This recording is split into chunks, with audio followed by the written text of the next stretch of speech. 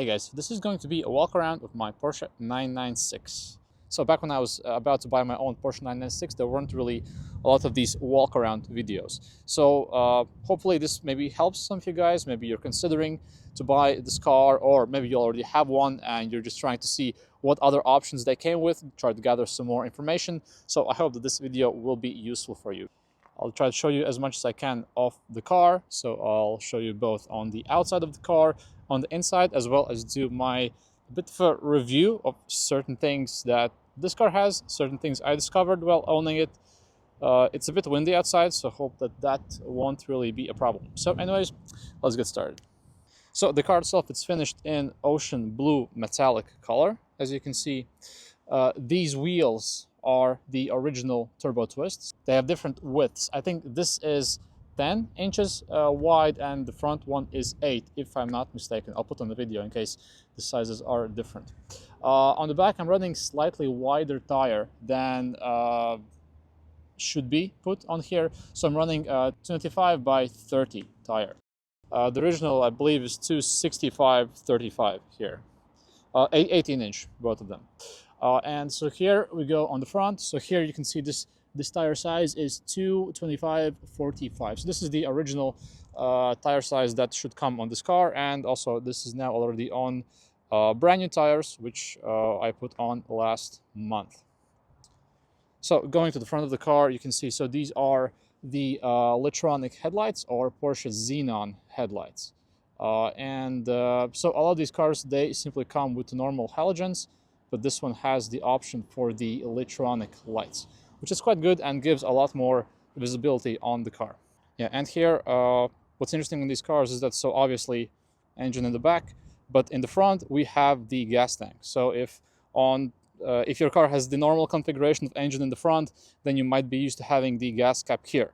But on the Porsche 911s and also the Boxsters and the Caymans, so the gas tank is up here. And that's why here you can see this is where you open up.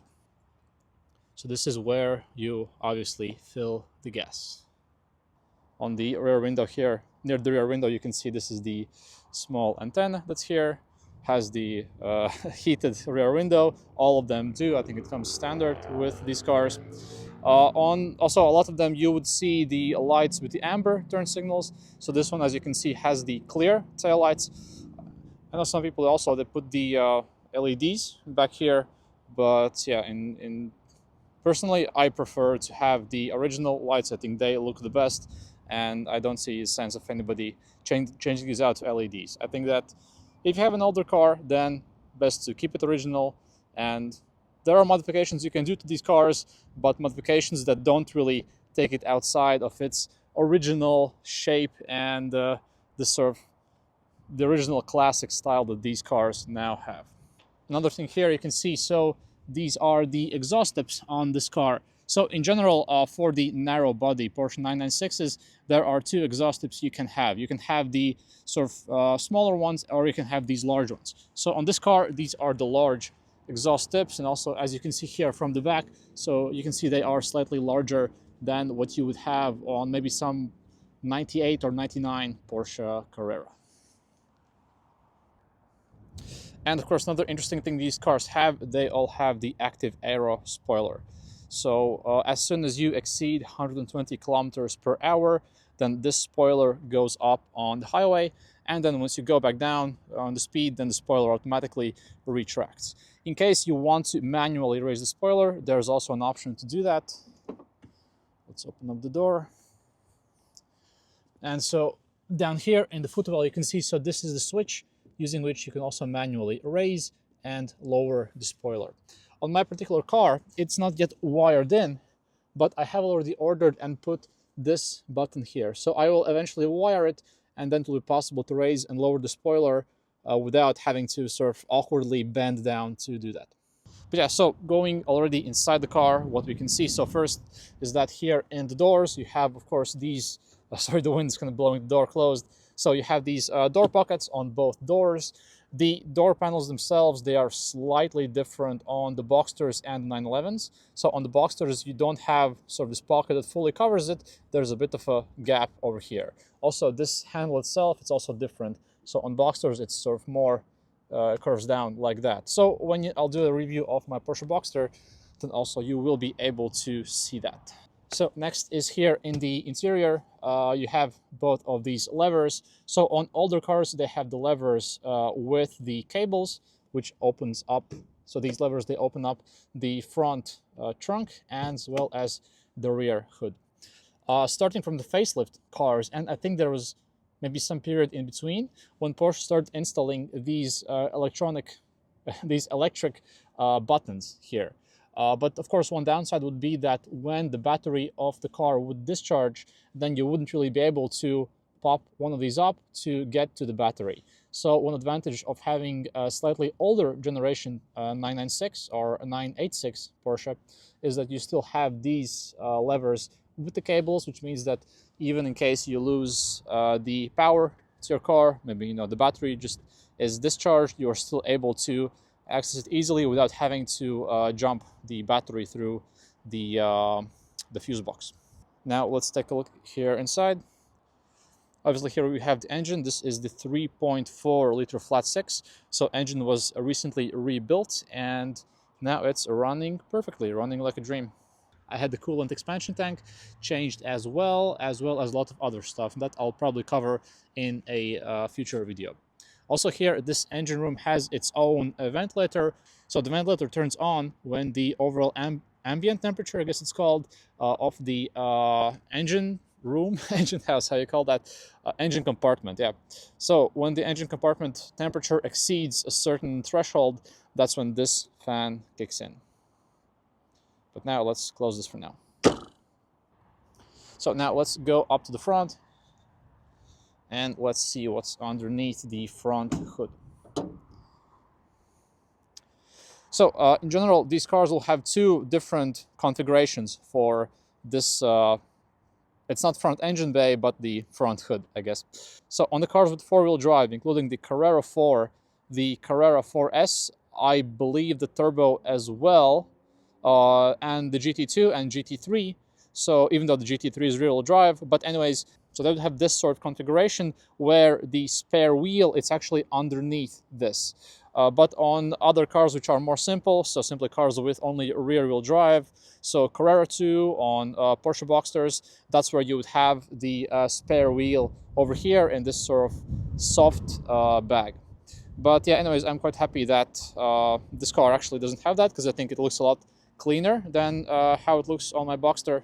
And yeah, so then here you can pull this cover, you can pull it out, and so this is where you have the spare wheel. And you can see also in here I have the fire extinguisher, there's the original toolkit, first aid kit, and just a few other items in there. Also, while we are here, so you can see this is the sticker where it has all the information on the tire sizes, tire pressures, and so on. And yeah, then also, so this is where you fill up the windshield fluid. This is for the power steering, of course, and the brakes. And underneath here, this is where you have your battery. And that's why it's important that you are able to access the battery even when the battery is down. So that's why with these older cars, like I said, this is a bit easier. And then to close it, of course, you just first close it. You don't slam it on Porsches. So you just gently close it, and then usually I sort of press a bit on the crest here. You can also press here, but I believe this is the correct method, that you simply press on the Porsche crest, and this will close the front trunk. Now, next is also, you can see because I have these electronic lights, here I also have the headlight washers.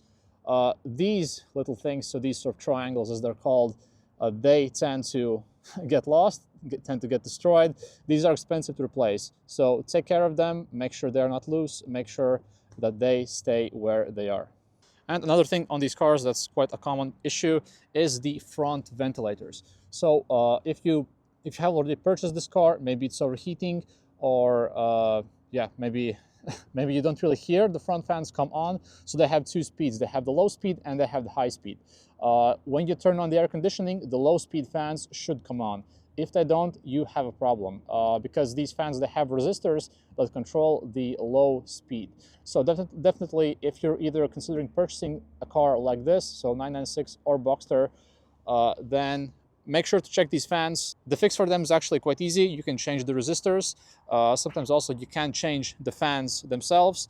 It's also important to clean inside there, because as you can see, there is no surf net or nothing blocking them, so a lot of leaves and other debris can get in there. So that's why it's also really important to make sure that here everything is clean and that the fans are working, because if they're not, you can run the risk of overheating your car, which obviously is not very good. And yeah, another thing while we are here, let me talk a bit about the brakes here. So what's interesting is that on the Porsche Carrera 2s, so the ones with only rear-wheel drive, these brake calipers, they'll be painted in black color.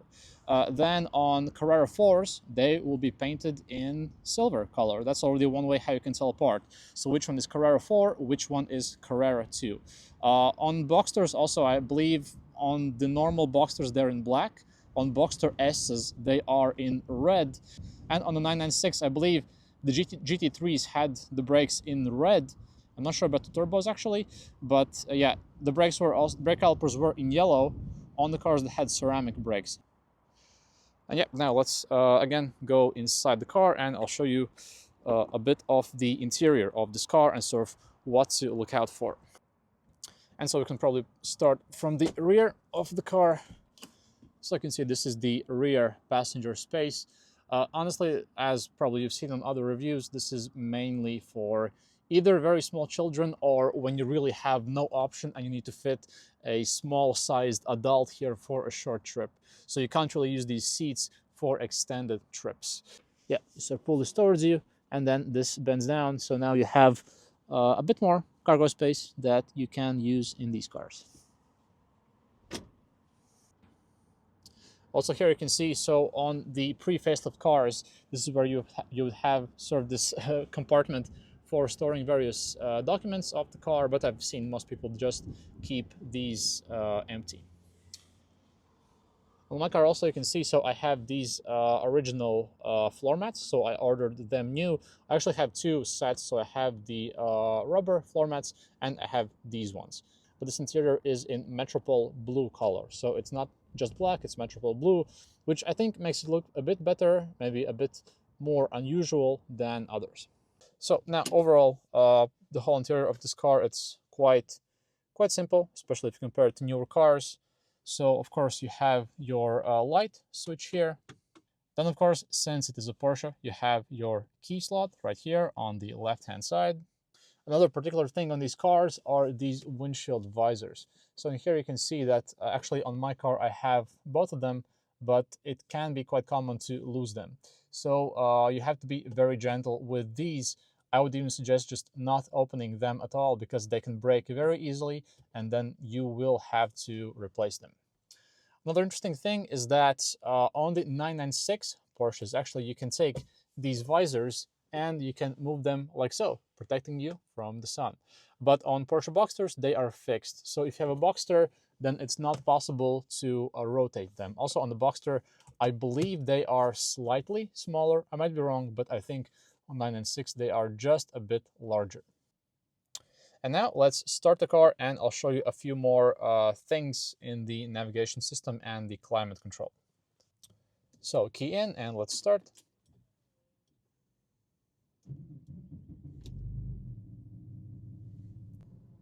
Then also, actually this steering wheel itself, this is the same steering wheel that you would get in a Porsche 993.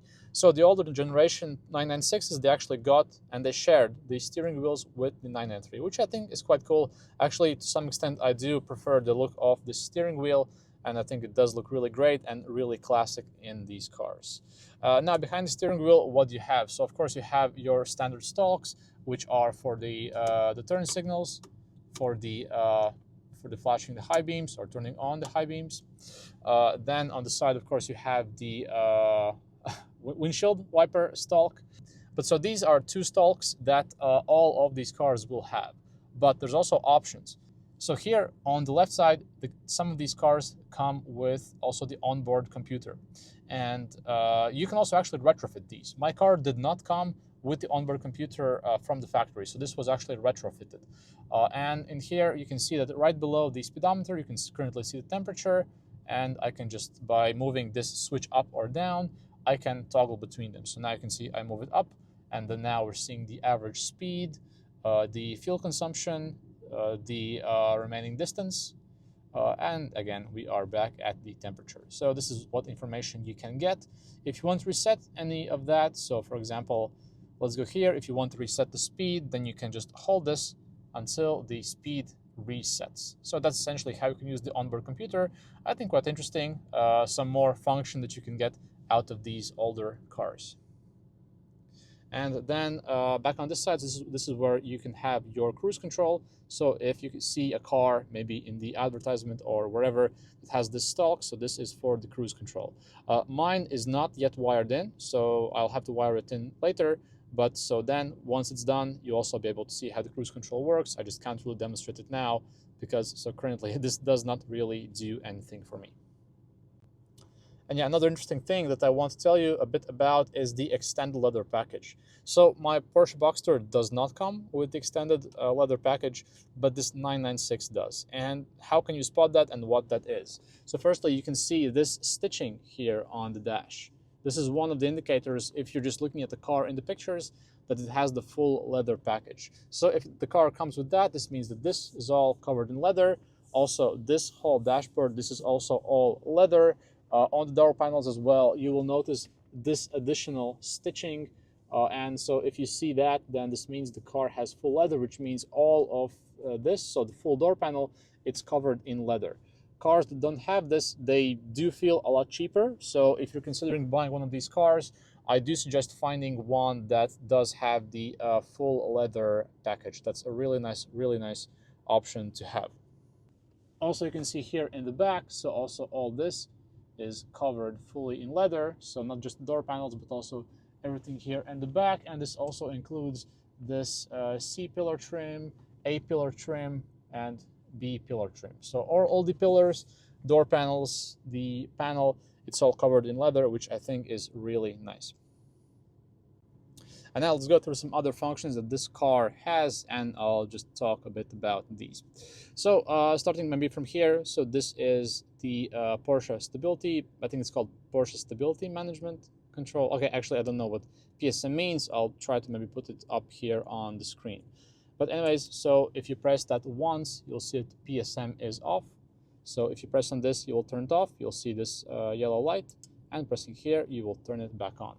These are just blank switches, so nothing really here, unless your car has some other options. If it's convertible, you'll have the convertible button and so on. This is for the intermittent wipers. I saw recently on forums somebody was asking, what does this do? So this adjusts the intermittent wipers. You can adjust how often they wipe your windscreen. Then next, going here on the side, so this is of course the central locking. If you press on this, so now all the doors lock and you see this red indicator. Press on the indicator and now all the doors are unlocked. Then next to it, so this is for the rear window defrost. This is for the spoiler. So like I mentioned, this is not yet wired in for my car. I believe this button comes stock only on the turbos and the GT2s. But you can buy these buttons, so if you want to make your spoiler operation a bit easier, you can get that. And yep, one final thing is the sunroof operation. And by the way, also you can see, so I have the Alcantara headliner, which was a more rare option, but also I must say I really love it. Makes the car feel a lot more premium. So the sunroof operation is very simple. So if you want to open it up in the ventilation mode, you press here, and now you can see the sunroof, the top of the sunroof opens up. And now if you want to open it fully, you can press here, and then you can see the sunroof opens up.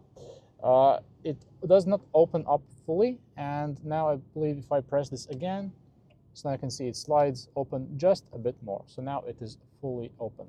And then of course to close it, you just can press on this once, and then the sunroof will close automatically. So quite cool. I really love the car with the sunroof, especially in daytime. It makes the interior feel a lot more lighter, a lot brighter, and yeah, I just really love it. And yeah, actually that's it for this video. So hope you liked it, hope it was interesting. Leave your comments down below, so what you want to see more of this car, and maybe if you want to see more of some of the features, I can make a separate video on that. Okay guys, so thank you for watching today's video. Hope you enjoyed it. Let me know in case you want to see some more details of this car or maybe have some questions. And yeah, see you in the next one. Bye.